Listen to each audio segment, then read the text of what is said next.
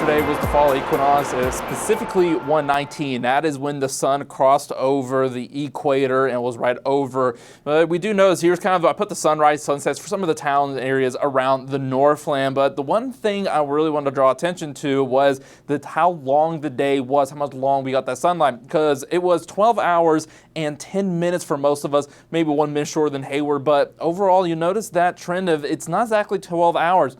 It's 12 hours and a little bit longer. And in fact, for across much of the planet, that is the case yesterday. It's called the equinox. It's a Latin term and basically means that we have the same day, very even day. It means across the planet on the equinox, both spring and fall, like we did yesterday, we all have really similar day lengths, but it was all just a little over 12 hours. And it's unusual to think about because we have 24 hours a day expected to be even between day and night. So why was it a little bit longer? We're going to kind of get into that right here. We're going to start here. I have just drawn this little plane right here, and I have our little yellow sun there. We're going to take a closer look here, and how we're going to measure the equinox is basically when the center of the plane of the sun intersects the horizon.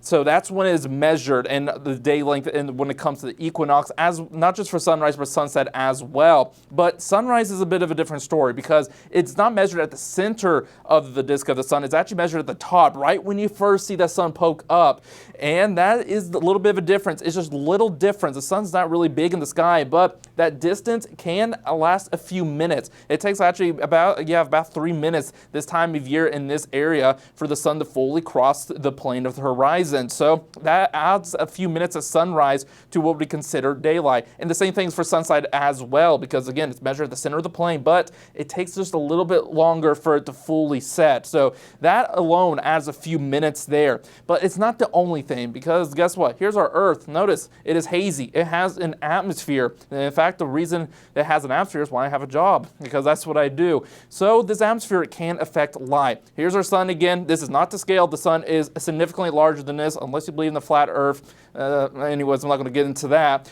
But here's the sun. Here's that light beam. And you'll notice because of refraction from our atmosphere, it causes it to bend a bit. It's kind of like when you see water distorting light, or it's actually the same process that creates rainbows inside of water droplets. And here's the actual position. But because of the light refraction, the actual apparent position we can see is a little different.